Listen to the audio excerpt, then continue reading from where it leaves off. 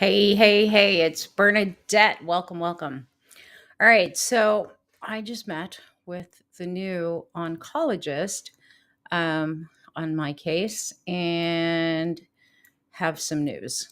Um, I'm using different streaming software, so I'm not sure. Like, it looks so different than what I'm kind of used to, but that's okay. I'm trying to get used to it. In any case, say hello when you get here. If you're watching live, I'm going to update you some not great news.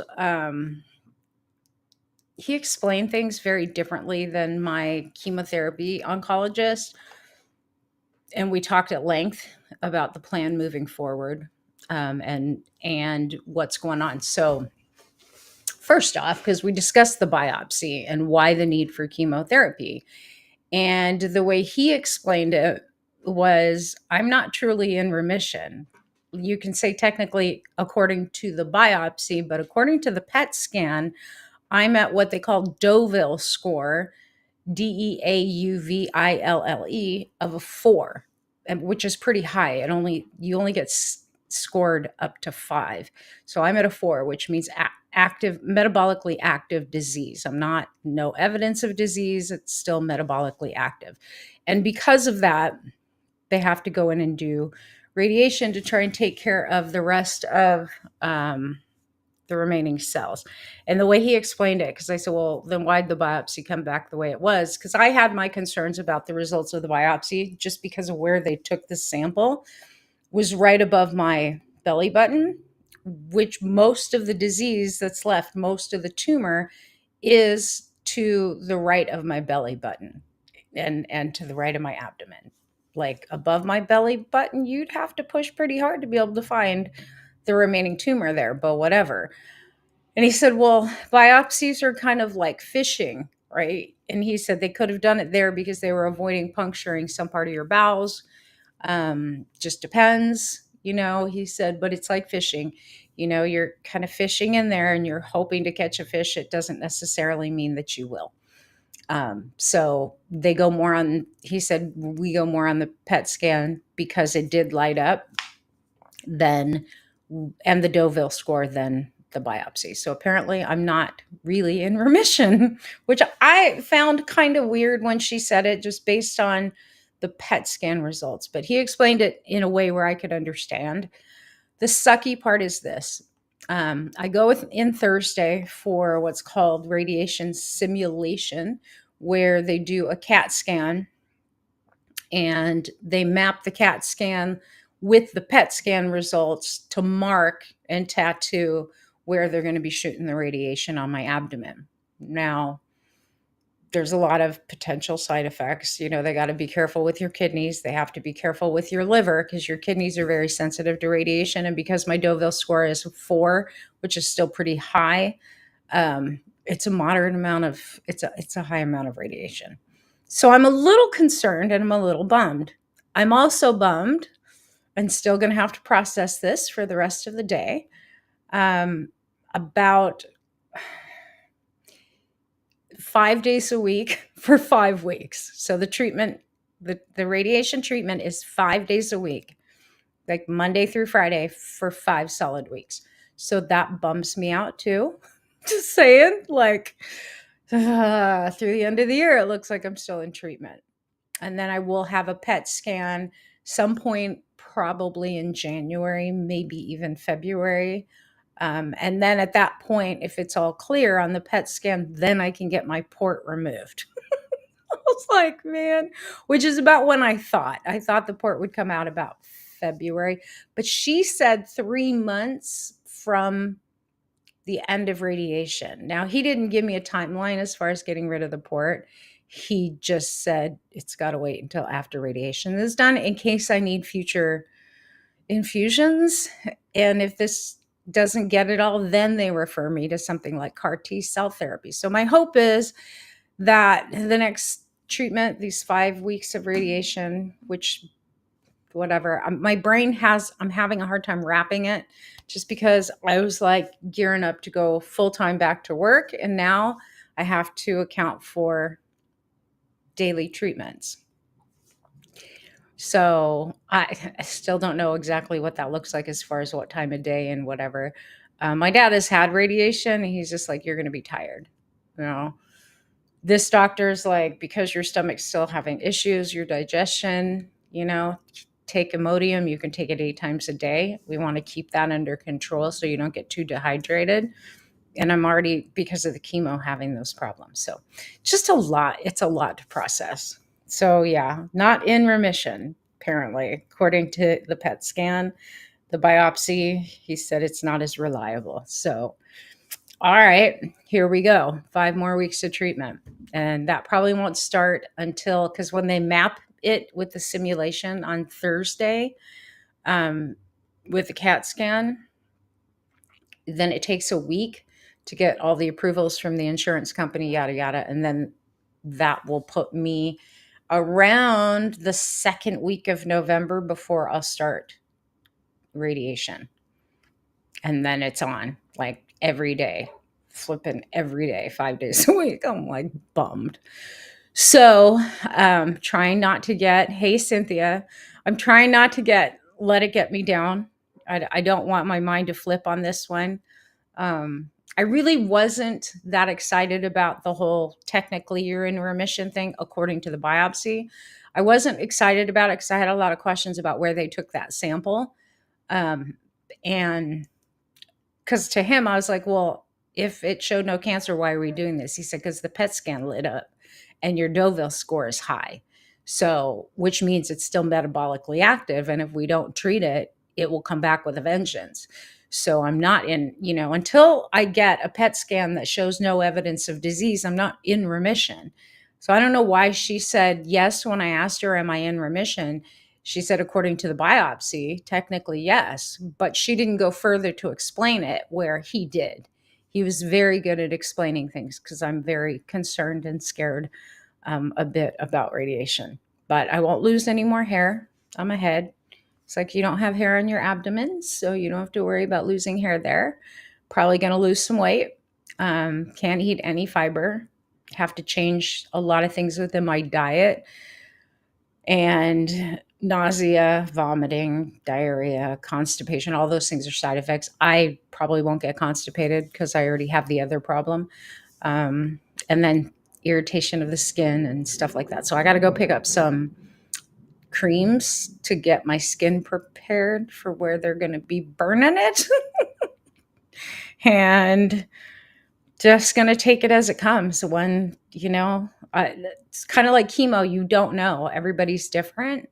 They have to be very, very cautious because it is in front of where my kidneys are. And he said kidneys are very sensitive to radiation. So they just have to be very, very cautious. And I have to stay on top of it with letting them know how everything's going. And it's also fairly close to my liver. He said, hopefully your liver won't be impacted by the radiation, but there's no guarantees. Long term, there's the potential side effect of spinal cord stuff and nervous stuff. He said, but spinal cords can handle radiation more than you realize. He said they're pretty tough. I'm like, whatever. And they did have, there was signs of cancer in my spine too. So we'll see. Maybe this takes care of that. I don't know. Yeah, I don't know. I'm bummed. I'm a little bummed. I just feel set back. Like I was telling my dad as we were driving home, the hardest part about this whole thing, hi Sandra, the hardest part about this whole thing is I'm starting to get my brain back. It's not fully back. I was starting to feel a little bit better where I had a little bit more energy to get through the day. But I'm still wiping out after like 4 or 5 hours of focus and work. And I was thinking I was just going to build one upon the other and feel better really quickly. And apparently no, because one of the major side effects of radiation is fatigue. And so, yeah, I just have to live with the fact through the end of the year, I'm going to be tired, and I've got to can only do what I can do. But that part of it, I was telling my dad, like, I'm just bummed. I've spent 25 years of my life in this business building it. And over the course of the last 6 months, watched it just start to to contract massively, and I don't want this cancer journey to kill my business. Like, I don't want to have to rebuild from scratch. Like, it's a lot, right? And he's like, well, I can help you with finances. I'm like, no, it's the long-term effects of this on my business. It's the long-term effects on my body, not the immediate effects, because immediate changes can happen due to the treatments and whatnot, but it's the long term, like what's going to cause permanent damage. And so I'm going to have to go process this for a bit. I just got back like half an hour ago. Um, and I'll be okay. I'm just, yeah. Yeah. So I know in the last live I did about the cancer, she said I was in remission. He's saying, no, that's not true, because the PET scan still lit up. And the way he explained that whole biopsy process was pretty good. It made sense to me in my little visual brain. So yeah, I love you too, girl. I'll be okay. I will. My plan and intention that this damn mass gets zapped and done and shrinks and goes away, and there is no more evidence of disease. To get that NED diagnosis on a PET scan is going to make my heart sing. Until I have a PET scan that's clean, I don't know that I'll really believe much of the answers I'm given, because until the PET scan's clean, they'll keep treating. That's just the way it goes, because it's such an aggressive form of cancer. They can't let up, because it'll just come back. And that's what she meant by cleanup and consolidation, which he used those words too.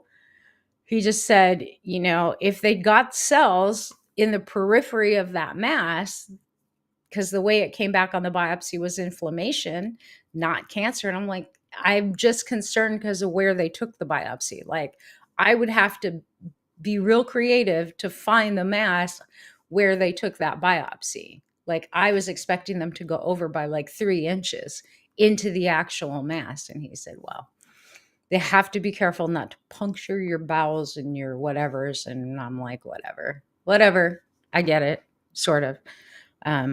I just wish she hadn't said, yeah, you're technically in remission, because it was a false sense of relief. Oh, Lord. So I'm probably going to lose weight again, which is fine. I don't care, because I did gain weight from the chemo and the steroids. Like, I had lost all the way down to 103 and then put it all back and then some. And with the radiation, I'll probably end up losing weight, because it is every single day. And it does cause nausea and vomiting and all the things. So it'll be interesting to see what happens to my body over the course of the next couple of months. But hopefully I will be done by the end of the year. According to his schedule of 5 weeks, I should be finished with radiation by my birthday, right before Christmas, or right about at that time, I will be done. So yeah, and that's as long as everything goes as planned and my body doesn't have any major meltdowns over getting radiation. He said it doesn't hurt when you're getting the treatment. It's the skin burn afterwards and their irritation after the fact that can cause pain. And then you bloat. So apparently I have to go buy Gas-X and take Imodium 8 times a day to stave off.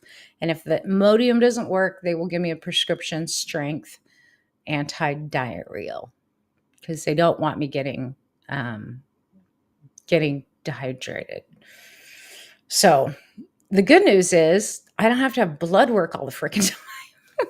Because with chemo, every cycle, I would have to have panels pulled. So at least that they're not going to be poking and prodding me for blood and stuff on a regular basis, because they don't. Unless something goes on with my kidneys or my liver, they don't mess with keeping up with your lab work. I have an appointment with my other oncologist on, I think it's the 15th of November anyways, to check up on my labs. And that's just a checkup point. Because she's the chief doctor in charge of my case, she stays on top of it. And then I'll be meeting with him once a week during radiation just to make sure that the side effects um, are not dangerous. And then, of course, I can call the nurse at any time. So I'll let you guys know on Halloween. I have my what they call radiation simulation. That's on Halloween in the morning. And then, yeah, then I wait a week before they get the approval from the insurance. And then ahead we go. And then they'll schedule my daily zaps. I'm like, man, that's a lot of driving. It's a lot of driving. My dad's like, I'll take you. You're going to be tired because he had radiation. I'm like, all right, whatever. Just get through it. What are you going to do? Get through it. Right. And know that it will take care of all of this. And at some point, this will be a memory, a faint memory in my mind and all the things that I've learned about life and myself in the process.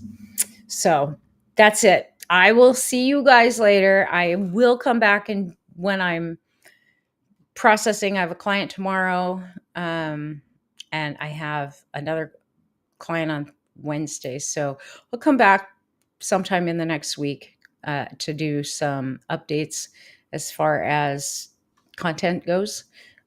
That is aside and apart from the cancer journey. Love to hear from you guys, though. I am going to get some rest. Thank you, Miss Sandra. I am. My brain, like I worked this morning, so I'm already kind of fried, but my brain's just like I have to process this, just all the information he gave me. And I have a whole packet of stuff I have to read so that I'm prepared. And then I have to go to the Wally World and order all the creams and stuff and apparently start prepping my skin, start using it on my abdomen where they're going to be shooting the radiation so that it hopefully is nourished enough. It doesn't have as much of a reaction. I'll try. Cetaphil or Aquaphor, things like that. Like it has to be pure. Those are the things they want you to use, or pure aloe vera cream. So I have to go see what they got in the store. And yeah, it's all right. It's not bad news necessarily. I kind of expected this in all reality. I wasn't that excited when I asked the question to my other oncologist about, am I in remission? And she said, well, technically, according to the biopsy, yeah, you're in remission, but not according to the PET scan. And what she did not finish and say, because she's always super busy, what she didn't say was, but we go off the PET scan. Because I asked her, I said, then why are we doing radiation? And her answer was consolidation and cleanup because you had such bulky disease. She didn't really get into the fact that, like he said, the chances that it's still active are pretty high. That's what he said. That's not what she said. When I asked, why are we doing radiation if the biopsy came back negative? And he said, we don't rely on biopsies. We just don't. We rely on the PET scan and your score is high because it lit up quite a bit. And I'm like, that makes more sense because that was my question is why did the PET scan light up so big? And I asked him about a PET scan. I said, when are you going to do the next PET scan? He said, 5 weeks after your final treatment with radiation. We wait about 5-6 weeks. Then you'll have another PET scan. And if that one doesn't light up, you're good. So I won't know until end of January or the beginning of February with that next PET scan and the results come out, whether or not I'm truly in remission and there's no evidence of disease. So this is ongoing. It's ongoing. I have to tell myself that this is ongoing and we're not done yet. The fight goes on. Just got to keep fighting. Got to keep going. In the meanwhile, my hair is coming back in slowly but surely. So that's a plus. All right. You guys have a good one. I'll talk to you later.